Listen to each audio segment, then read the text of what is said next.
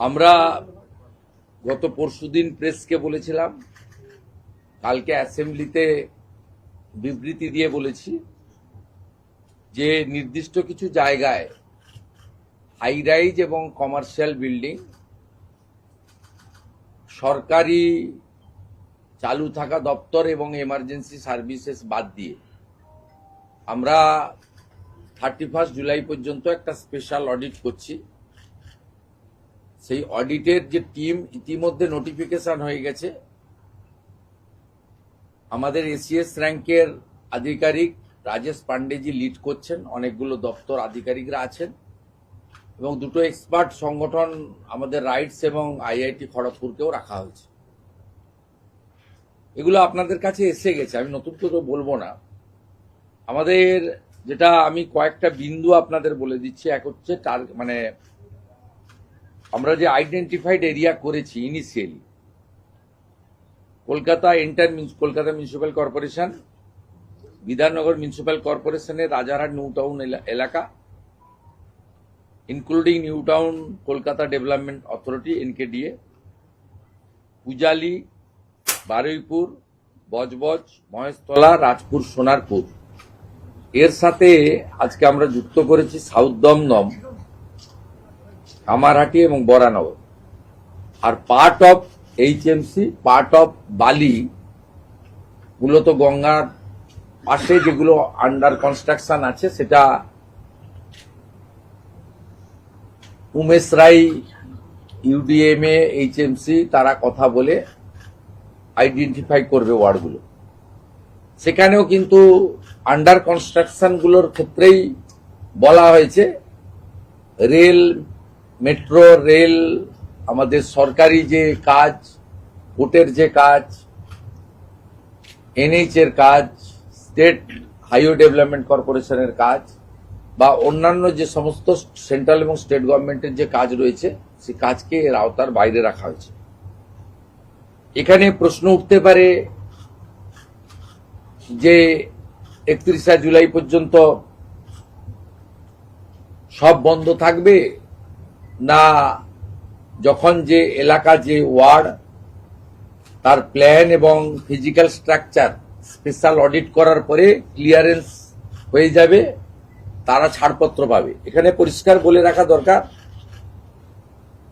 আমাদের যে টিম তৈরি হয়েছে তারা 2:30টার সময় আজকে বসছে। কেএমসি, কলকাতা মিউনিসিপ্যাল কর্পোরেশনকে নোডাল করা হয়েছে। তারা অফিস, ইঞ্জিনিয়ার, সার্ভেয়ার, সয়েল টেস্টের এক্সপার্ট, পুলিশও লোক দিয়ে দিয়েছে, কলকাতা পুলিশ, যেখানে দরকার রাজ্য পুলিশ হেল্প করে দিবে। তারা যে যে ওয়ার্ড বা যে যে প্ল্যানগুলোকে, 3 ধরনের কাজ হবে। একটা হচ্ছে রিজেকশন হতে পারে, গ্রস ভায়োলেশন থাকলে, রেকটিফিকেশনের অ্যাডভাইস বা ডাইরেকশন দেওয়া হবে, রেকটিফাই যে করে নিবে নকশাতে, ডিজাইনে, কনস্ট্রাকশনে, প্রোটেকশনের জন্য। আর যারা ঠিকঠাক আছে, যেমন যেমন আসবে তেমন তেমন ক্লিয়ারেন্স তারা পেতে থাকবে। সবাইকে একসঙ্গে ওয়েট করার বিষয় নয়, সবকে আটকে রেখে নগরায়ন বা সবটা আটকানো আমাদের উদ্দেশ্য নয়। উদ্দেশ্য হচ্ছে গার্ডেন রিচ থেকে কসবা, তিলজলা হয়ে লাস্ট তারাতলা যে ইনসিডেন্ট গুলো 1 বছরের মধ্যে দেখলাম, এর একটা নিয়ন্ত্রণ, একটা শেষ, একটা জীবনের অনেক দাম রয়েছে। শুধু 31 জুলাইয়ের মধ্যে এই বিষয়গুলোর সাথে সাথে আমরা এই কমিটিকে 90 দিনের আরেকটা কাজ দিয়েছি, ফায়ার এবং লাইটনিং অ্যারেস্টার, তার একটা অডিট হাই রাইজ বিল্ডিং গুলোতে, কমার্শিয়াল বিল্ডিং গুলোতে, সেই কাজটাও তারা করবে। এটা খুব এসেন্সিয়াল, কারণ তিলজলার ঘটনাটার সঙ্গে ফায়ারের অ্যারেঞ্জমেন্ট, ইকুইপমেন্টস এবং ফায়ার লাইসেন্সের কোশ্চেন রিলেটেড ছিল। আর গার্ডেন রিচ আর তারাতলার ক্ষেত্রে, গার্ডেন রিচে তো প্ল্যানই ছিল না, আর এখানে ডিফেক্টিভ প্ল্যান ছিল, সুপারভিশন ছিল না। তার ফাইন্ডিংস কমিটিও বলবে, আমরা ইনিশিয়ালি যা পেয়েছি, উই আর নট ইঞ্জিনিয়ার, সেটা আপনাদের কাছে আমি বলে দিলাম। দুটো জিনিস ক্লিয়ার করে দিলাম। রেসিডেন্সিয়াল বিল্ডিং এর ক্ষেত্রে হাই রাইজ কাকে বলবে? G+5 clear. রেসিডেন্সিয়াল বিল্ডিং এর রিনোভেশন বা প্ল্যান নিয়ে এক্সটেনশন এখানে এটা থেকে পড়ছে না, এক্সাম থাকছে।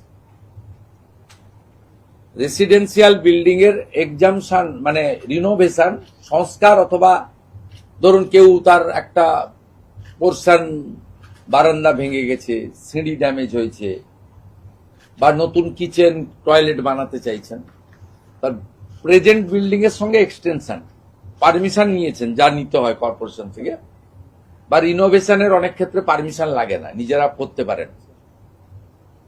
এক্ষেত্রে কিন্তু এটার আওতার বাইরে থাকছে, দয়া করে কনফিউশন ছড়াবেন না।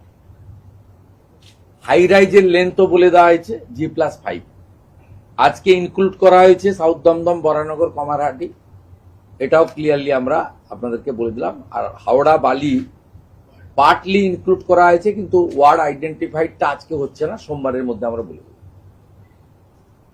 এক্ষেত্রে আপনার ওই যেগুলো গর্ত করে রেখেছেন, সাইট খুলে রেখেছেন, আর ওই ডেঙ্গুর জল জমা, এই বিষয়গুলো ক্লিয়ার একটা অ্যাডভাইসারি, আমি বলবো না, ডাইরেকশন প্রিন্সিপাল সেক্রেটারি UDM এ দেবেন ফর দিস এরিয়া।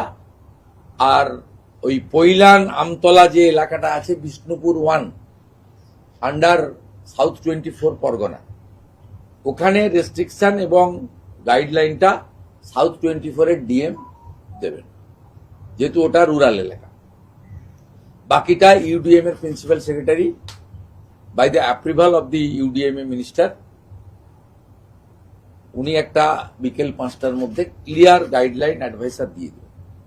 এখান থেকে বেরিয়ে আধিকারিকরা under the leadership of the SCS Rajesh Pandey, ওই কমিটি আজ থেকে ফাংশনিং শুরু করছে, এবং খুব দ্রুততার সঙ্গে আমরা কলকাতাকে, মানুষের জীবনকে বাঁচাতে চাই, এবং সেই কাজটা